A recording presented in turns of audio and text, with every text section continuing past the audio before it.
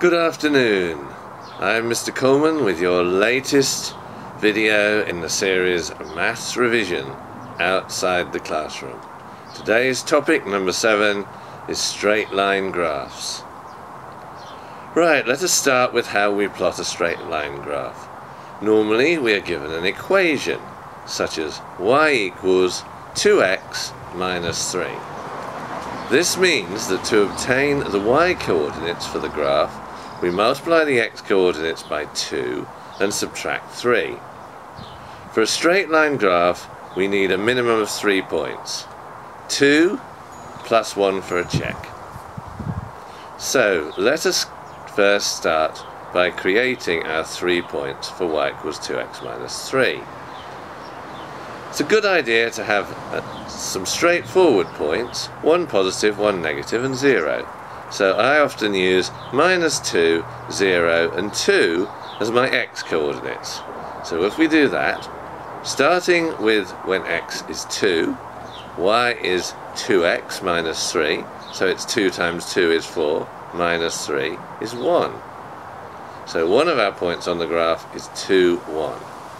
When x equals 0, y is 2 times 0, which is 0, minus 3, which is minus 3. So our second point is 0, minus 3. Our third point, when x equals minus 2, 2 times minus 2 is minus 4, minus 3 is minus 7. So our last point is minus 2, minus 7. We now need to label a set of axes. We usually use a cross. We need to label the x-axis between at least minus 2 and plus 2, and we need to label the y-axis from minus 7 up to at least plus 1. But usually we go a little bit further than that. Then we plot our 3 points, which remember were minus 2, minus 7, 0, minus 3, and 2, 1. When we plotted these points, we join them up by a straight line. If we've got a straight line, chances are we've done it correctly. If we haven't got a straight line, you need to look and see where there is an error. Okay, so that's how you plot a straight line. You join your points then using a ruler. Okay, now you've got your straight line, you can read off other values from it. Say you want to know what happens when x equals a half. You'd go along to x equals 0.5 on the x-axis.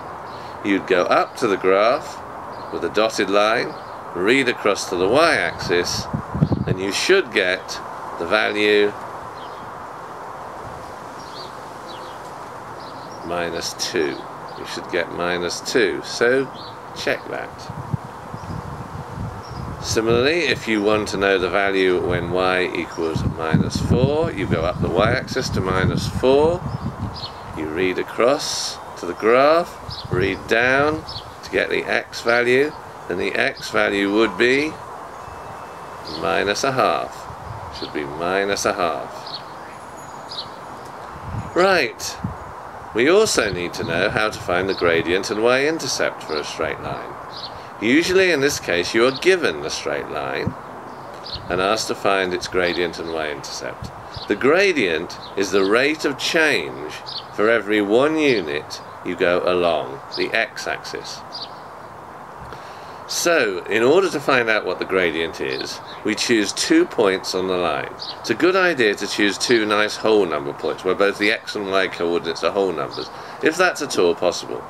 Then you form a right-angled triangle by going vertically down and horizontally across until the 2 lines meet from the 2 points. When you have a right-angled triangle, you work out the distance up or the rise, or the change in y value. Then you work out the distance across, or the run, or the change in x value.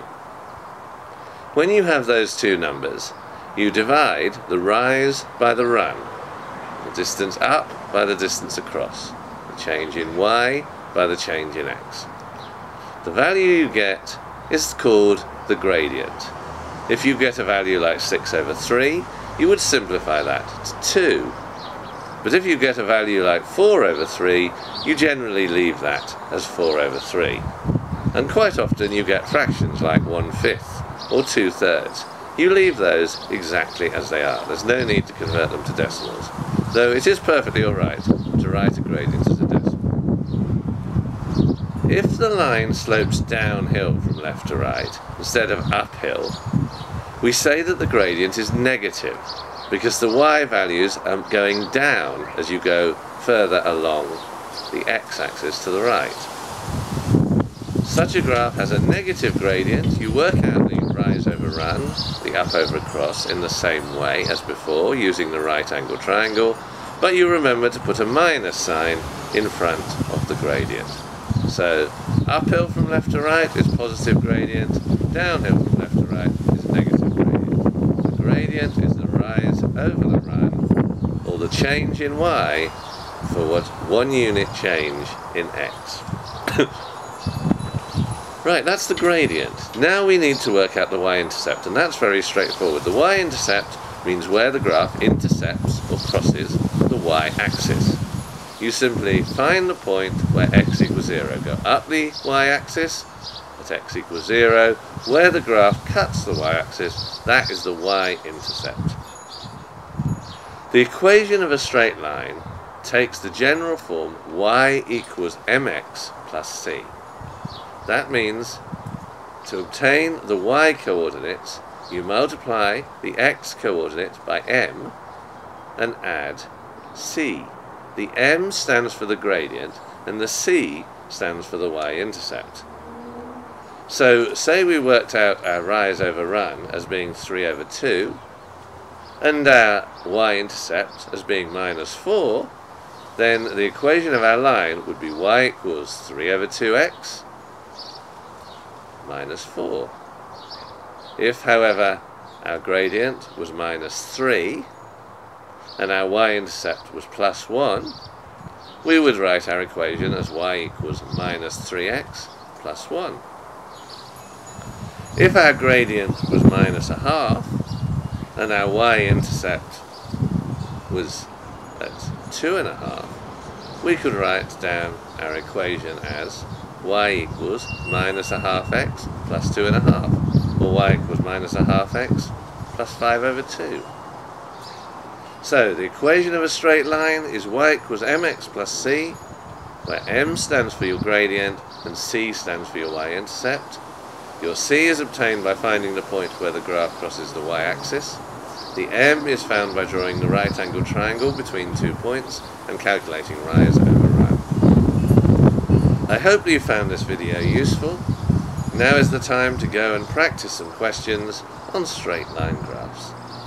Until the next time, it's goodbye.